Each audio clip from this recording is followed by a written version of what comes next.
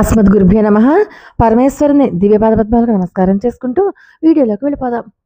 ఒక్కొక్కసారి హఠాత్తుగా భర్త ఆదాయం పడిపోతూ ఉంటుంది, తగ్గిపోతూ ఉంటుంది. ఎప్పుడైతే ఆదాయం తగ్గిపోతూ ఉంటుందో అప్పుడు వెంటనే ఇంటిలో గొడవలు మొదలవుతాయి.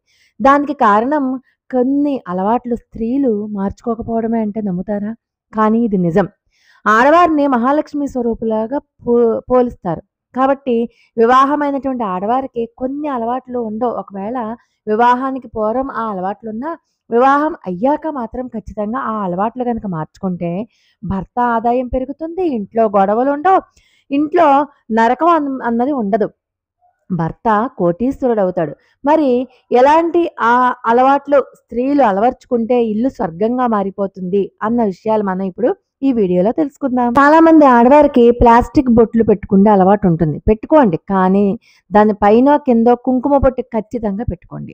ఏ స్త్రీ అయితే ప్రతిరోజు కుంకుమ బొట్టు పెట్టుకుంటుందో భర్త యొక్క ఆదాయం పెరుగుతుంది. కుటుంబంలో శ్రేయస్సు పెరుగుతుంది. పొరపాటును కూడా ఆడవాళ్ళు, అందులో సుమంగళి స్త్రీలు రాత్రిపూట తలస్నానమే చేయకూడదు. తలంటు స్నానం చేయనేకూడదు. వాళ్ళలో దుష్ట శక్తులు సంచరిస్తూ ఉంటాయి కాబట్టి ఆడవారు రాత్రిపూట అంటే కాంటబట్టు స్థితులు కొన్ని ఉంటాయి కదా, అశుభానికి వెళ్ళినప్పుడు తప్ప ఇంకా ఏ రకంగానూ కూడా ఆడవారు రాత్రిపూట తలస్నానం చేయనేకూడదు.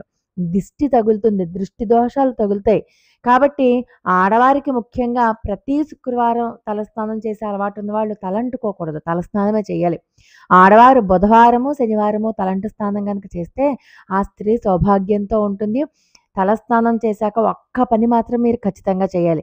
కళ్ళకి కాటుక పెట్టుకోవడం ఒకటి, ఆ కాటుక బొట్టు ఎడమకాలి అరికాలులో పెట్టుకోవడం ఒకటి. ఆ 2 పనులు ఖచ్చితంగా చేయాలి.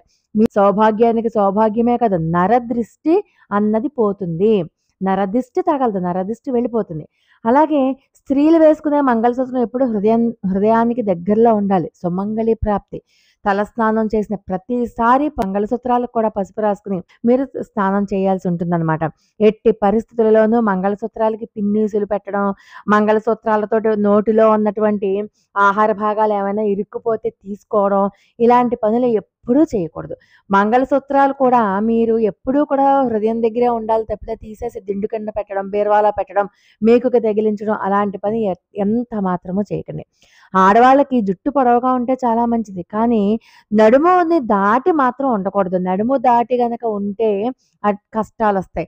అలా అని చెప్పి జుట్టు కత్తిరించేస్తారా అంటే అస్సలు జుట్టు కత్తిరించుకోకూడదు. మడత పెట్టి నడుము పైభాగం వరకు ఉంచుకోవాలి. మరి ఆడవారు జుట్టు విరబోసుకోవచ్చా అంటే లేదు, విరబోసుకోకూడదు.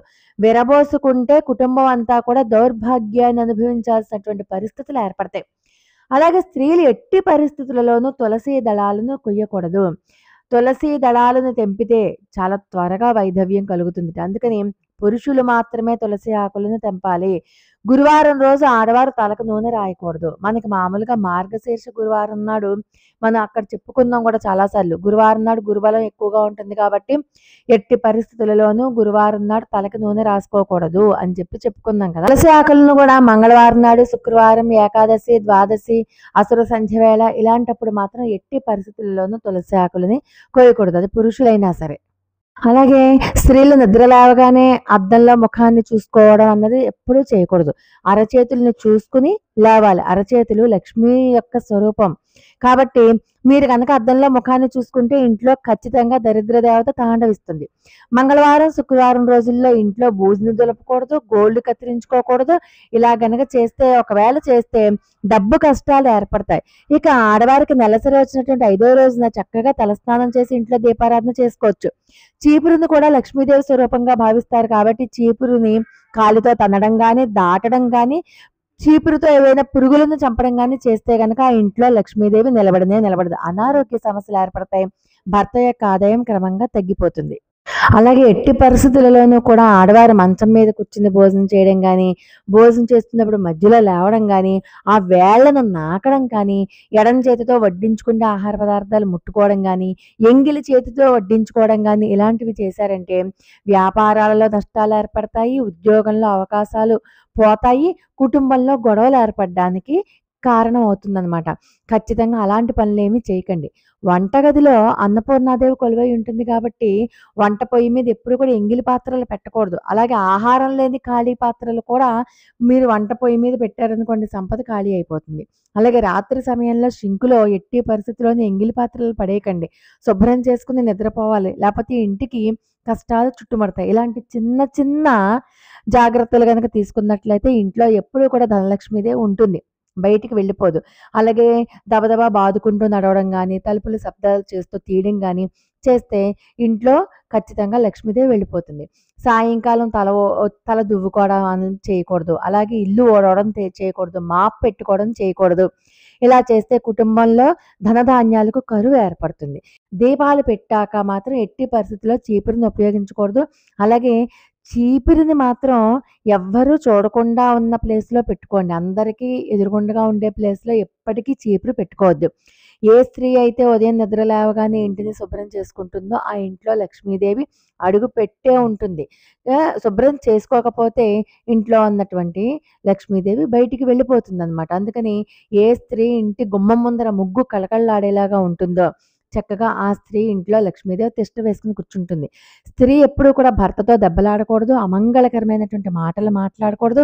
అశుభకరమైనటువంటి మాటలు మాట్లాడకూడదు. అలా చెడు మాట్లాడితే ఆ స్త్రీ యొక్క కుటుంబానికి మొత్తం కీడు సంభవిస్తుందనమాట. ఎట్టి పరిస్థితుల్లో తన ఒంటి మీద ఉన్నటువంటి మంగళకరమైనటువంటి వస్తువుల్ని ఎప్పటికీ తీయకూడదు. ఒకవేళ తీశారా మీ భర్తకి అనారోగ్య సమస్యలు ఏర్పడతాయి.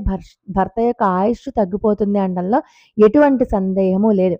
మీరు ఆహారం ఎప్పుడు వండినా కూడా ఏ మధ్యాహ్నం మాటలో, ఏ పొద్దున్న కాస్త ఆహారం తీసుకువెళ్ళి కాకికి పెట్టండి. లేకపోతే పైన గోడ మీద పెట్టండి. పక్షులు గనక తిన్నాయి అంటే మీ కుటుంబ సమస్యలు తొందరగా పోతాయి. కుటుంబ సమస్యలన్నవి ఏర్పడవు. రాత్రి తొందరగా నిద్రపోవాలి. తెల్లవారుజామున తొందరగా నిద్ర లేవాలి. ఇలా గనక చేస్తూ ఉంటే గనక ఖచ్చితంగా లక్ష్మీదేవి మీ ఇల్లు వదలమన్నా వదలదనమాట. ఈ అలవాట్లు మీరు ఖచ్చితంగా మార్చుకోండి.